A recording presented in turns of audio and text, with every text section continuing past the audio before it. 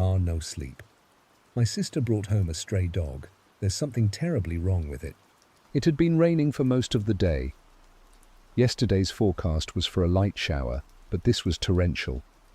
I peeked out the window, and in the darkness of the late afternoon I could see a river of rainwater cascading down either side of the street. My parents were getting worried about my sister. Emily had spent the day at a friend's house and was supposed to be back an hour ago. Just as my dad was about to get in his car and go for a drive around the block to find her, the front door opened. Emily walked in dressed in her yellow raincoat. Much to my parents' chagrin, she was holding onto the worn collar of an old, soaking wet dog. The thing was a mongrel, but I could make out the Alsatian in it. Maybe some golden retriever. As I tried to work it out, I made a mental note to put dog breeder down on my list of career interests for school. My parents exchanged apprehensive glances as Emily smiled awkwardly and explained how she found him shivering in the rain on the side of the road.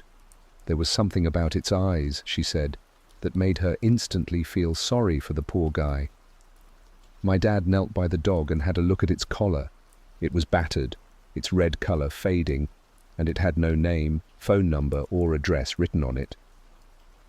My father stood up with a sigh and told Emily that he'd bring the mutt to the vet on Thursday to see if it had been chipped.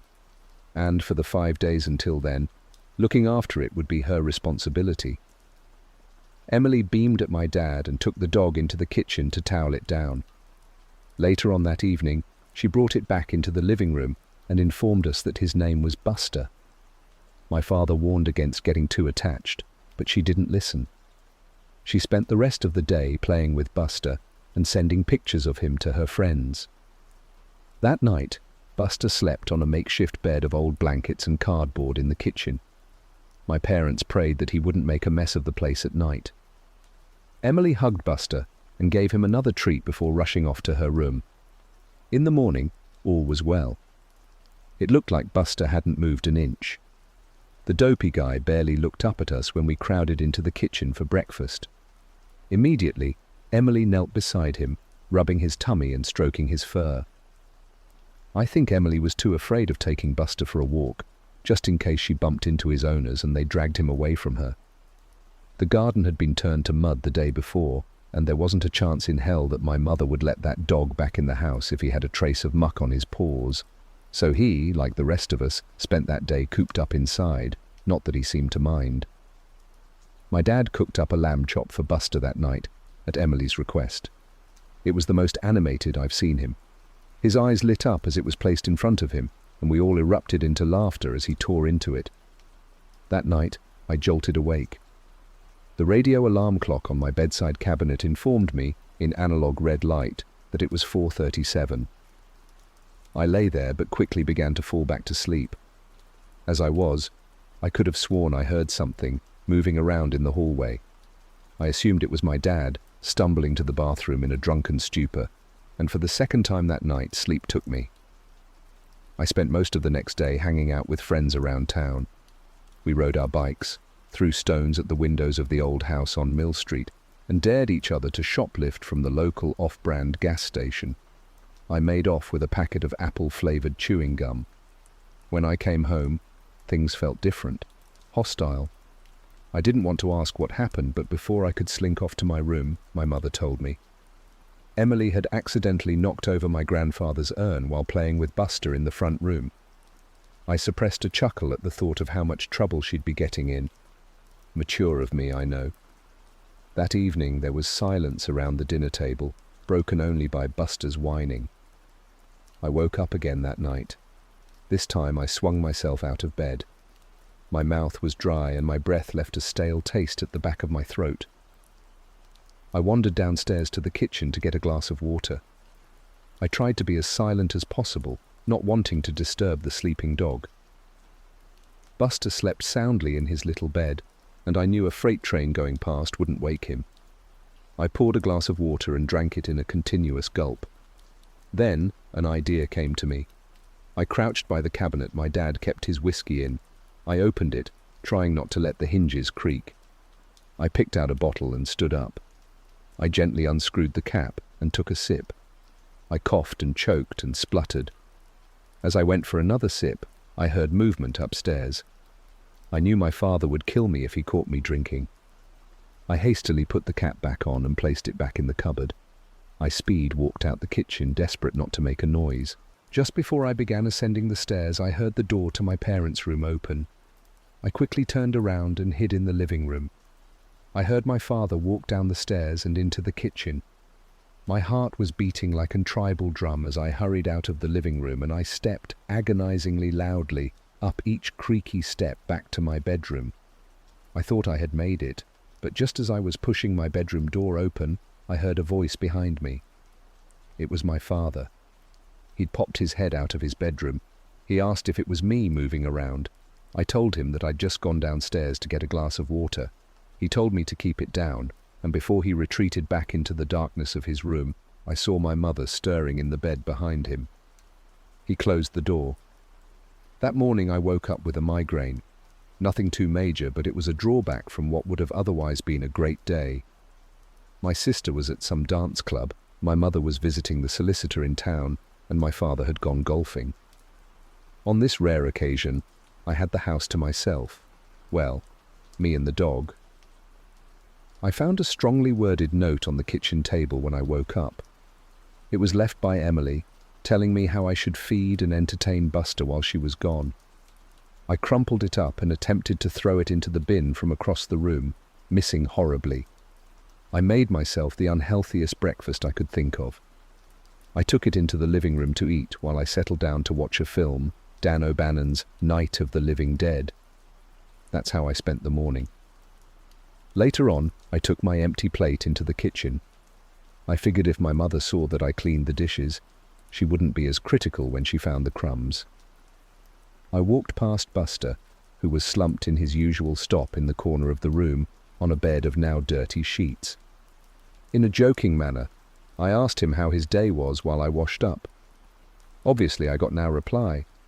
I remembered my sister's note and set a half-dried glass down while I fetched Buster some treats. I didn't know where Emily kept them, so I grabbed a slice of overly processed ham from the fridge. I crouched beside him and dangled it in front of his snout, teasing him. There was no response, no slow opening of the eyelids, no methodic wag of the tail. There were no signs of life at all. I gasped and put my hand on his stomach, trying to feel it rise with his breath, or a heartbeat, anything. To my horror, his abdomen began to compress when I did, like a limp, deflating balloon. He felt hollow, empty. I scrambled to my feet and stumbled backwards. As I put my hand on the counter, I knocked over a glass. It shattered on the kitchen floor, but Buster didn't so much as flinch. I panicked and ran up to my room. I took my phone from my bedside cabinet and hastily rang my mother. It rang for a brief moment before she picked up. I managed to stutter out that there was something wrong with the dog, that it was an emergency. She assured me that she had just picked up Emily and would be home in 10 minutes, and with that, she hung up. I set my phone down and paced around the room. As I was thinking, I heard a noise coming from the first floor. It sounded like someone moving around. I assumed it was my mother, home earlier than she estimated. I made my way downstairs to greet her, hurrying over the creaking steps. There was no one. The door was still locked, and I, as far as I knew, was alone in the house. I heard the now familiar wag of Buster's tail as he came bounding up to me from the hall. I looked at him puzzled as he nestled his head into my leg. I stroked him behind the ears as he mewled low. I then heard the equally familiar jangling of keys as the front door was unlocked. My mother stepped inside, pumping her umbrella. Emily, who was close beside her, ran to Buster and dropped to her knees as soon as she saw him. She hugged him tight and whispered in his flea-bitten ear. I could see her eyes were red, raw from crying. My mother asked me what the big emergency was, and I paused before answering. I explained that he had been unresponsive, but he seems fine now. My mother let out a long, drawn-out sigh as she made her way past us and into the kitchen. She called my name, frustrated, when she saw the broken shards of glass on the kitchen floor. I had forgotten about that. Emily spent the rest of the day in her room with the dog. At dinner, neither me or my mother mentioned anything about Buster's false alarm. We just let my dad witter on about improving his backswing, whatever that meant. For the third night in a row, I jolted awake in the small hours of the morning. I groaned at the abrupt ending of a good dream, tossing and turning until I found a comfy position. As I tried to get back to sleep, I began to feel a presence. It was the feeling you get during an awkward silence, when you become painfully aware of the other person. I sat up in bed and rubbed my eyes, trying to adjust them to the darkness. There was someone in the corner of my room. I was certain of it. I could make out the vague, shadow-covered silhouette standing just beyond the foot of my bed. I was almost paralyzed with fear, but my right hand managed to creep over to my bedside cabinet. I fumbled as I felt for the familiar switch of the lamp. Just before I turned it on, the figure in my room bolted. I recoiled in shock as I realized my half-asleep mind had been right. Someone had been standing there, watching. As the moon emerged from a bank of clouds, my room was briefly lit with a dull glow. In that half-light I saw the outline of a tall man slink out of my room and into the darkness of the hall. I didn't realize I was screaming until my father burst into my room moments later. He switched the lights on, which burned my eyes. He held me and asked what was wrong. With snot and tears dripping down my face, I managed to stutter out that there had been someone in my room. At this, my dad turned and ran back into his room. His caring embrace was quickly replaced with my mother's. He emerged with a baseball bat in his hands, gasping it so hard his knuckles were white. My mother went to check on Emily. She made me come with her, not waiting to let her children out of her sight. Me barged into Emily's room. She was already awake, sitting upright in bed. My mother fired a barrage of questions at her. Dazed, Emily told us that she hadn't seen anything. My father came into the room 10 minutes later. He informed us that he did a sweep of the house and found nothing. No signs of a break-in, no mysterious intruder. He brought me back to my room. Once I was in bed, he sat by my side and explained to me that I probably just had a bad dream. He said there was nothing to be afraid of, and joked that if someone did break into the house, they'd soon be scared off by Buster, the world's greatest guard dog. Eventually I mustered the courage to fall back asleep. The next morning, everyone in the family was noticeably tired, even the dog. We greeted each other with yawns and joked about the previous night's events. I didn't know that this was the start of the last truly happy day of my life.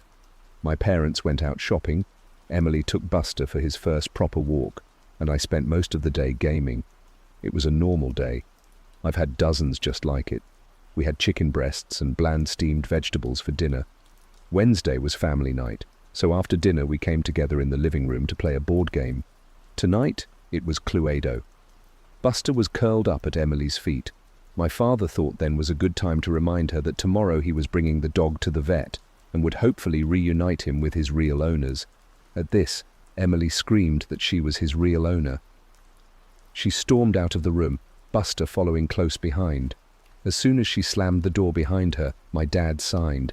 He said he knew my sister would get too attached to that dog. This was the sour note the day ended on. At 10, I did my usual routine. I brushed my teeth, changed into my pajamas and listened to music for half an hour or so before turning over and going to sleep. As I expected, I woke up again in the middle of the night. This time I was too afraid to move, too afraid to open my eyes and see what could be lurking in my room. Instead, I kept them tightly shut and tried desperately to go back to sleep. After laying in bed for what felt like hours but must have only been 20 minutes, I decided to open my eyes. I was filled with a directionless dread as I slowly peeped out over my duvet. Since I had woken up, I couldn't shake the uneasy feeling that I was being watched. As I pulled the covers away from my face, I saw who had been staring at me. My bedroom door was wide open, and sitting perfectly still in the doorway was Buster. His head was craned slightly and looking directly at me. I chuckled to myself, realizing that I had been terrified over nothing. I swung my legs out of bed and got up. I took Buster by the collar and began to lead him back downstairs to his bed. As I walked down the hall, I noticed that the door to my sister's room was ajar. I brought Buster into the kitchen and watched as he lay down on the crumpled mess of cardboard and old blankets that he slept on. I smiled as he slumped his head onto his paws and closed his dreary eyes. I wouldn't exactly call him my best friend, but I'd miss him after tomorrow. I turned to leave, to crawl back into bed and finally get some rest, but something caught my eye from out of the kitchen window. I leaned against the sill and looked out onto the cold night. The moon was a perfect crescent, half hidden by the clouds. Light pollution from the nearby city robbed the sky of stars, but as I stared into the darkness, I caught a glimpse of a shooting star. As I gazed in awe to see if I could see another one, I saw someone. There was a person leaning against the fence along our front driveway. I quickly realized it was Emily. I could make much out in the darkness, but I could see that she looked nervous. I was about to open the window and call out to her when I heard something behind me. I turned around and realized it was coming from the dog. I assumed he had yelped in his sleep, maybe stuck in some bad dream, but then I noticed something else. His skin was moving. Rather, there was something moving around just under the surface of his skin. I didn't have time to think what it could be before I saw the long, crimson-red fingers protrude from his stomach. They grabbed onto either side of the now gaping wound and parted his abdomen like curtains. Once the opening was wide enough, the unnaturally long arm reached out, snaking across the kitchen floor until it grabbed the dining table's leg. It held onto it tightly as it began to pull the rest of it out. I couldn't comprehend how something so large could have fit inside of that animalistic facade. Eventually, it was fully out and stood upright. The figure must have been at least 3 meters tall. It was hunched over where it met the ceiling. It looked like it had been skinned. Its lanky body was made up of exposed sinew and muscle. The thing's eyes were milk white and bulging out of its vaguely dog-shaped head. It was grotesque.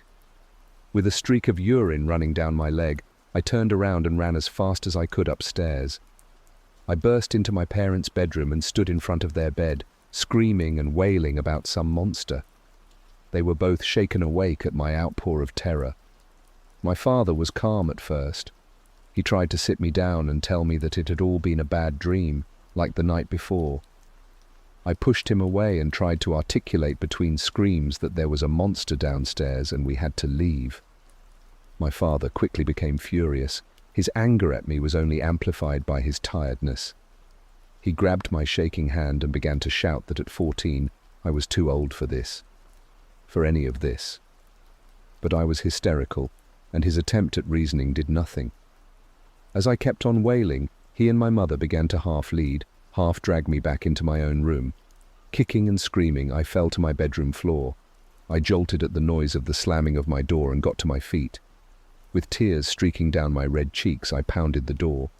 I heard my father's voice on the other side pleading with me to calm down. Our shouting reached a fever pitch and then silence. We both stopped and listened out for the repetition of the noise that had brought our heated argument to an end. The dull, thudding noise came again, this time accompanied by a shrill creak. I realized it was the sound of something climbing the stairs. I took a tentative step back as the noise drew closer and closer. In a weak voice, I heard my father stutter, "What are you?" I knew what he had seen. I've spent the last 11 years blocking out the memory of what came next. There was screaming and pleading, the sound of flesh ripping and bone shattering. I sat motionless on the carpet of my bedroom floor as viscose blood began seeping in from under the door. The sounds or carnage stopped and I held my breath as there was perfect silence once again. This silence was broken by the sound of my door slowly creaking open. I was petrified with fear. I could do anything, couldn't move, couldn't scream, couldn't breathe. The thing opened my door a crack before stopping. The slowly thudding noise returned as it walked away from the scene until I couldn't hear anything more. I stayed welded to the spot for a minute or two before grief hit me like a bus. I began crying until my eyes were raw. I stood up and took my phone from my bedside cabinet. I dialed 911 and desperately tried to explain what had happened. I glanced out of my window and my jaw went slack. Walking down the middle of our street was the creature, caked in blood the same shade as its taut skin. Holding its hand and walking next to it was Emily. She stared up at it with affection. The two were illuminated by the streetlights, and I saw that the creature was holding the fur suit that had once been Buster in the talons of its other hand. I watched as they walked down the street, across the sidewalk, and into the forest that surrounded my neighborhood. That was the last time I saw my sister. Within the hour, the police came. They cordoned off the area and took me in. I spent the next few years in foster care. The official statement they had given was that it was a kidnapping gone wrong. Only I, and the officers and coroner who saw my parents' remains, knew that it was something much more sinister. That was 11 years ago. Tonight I finish writing this before I begin a journey that I should have undertaken a long, long time ago. Emily is still out there somewhere, and I am going to find her.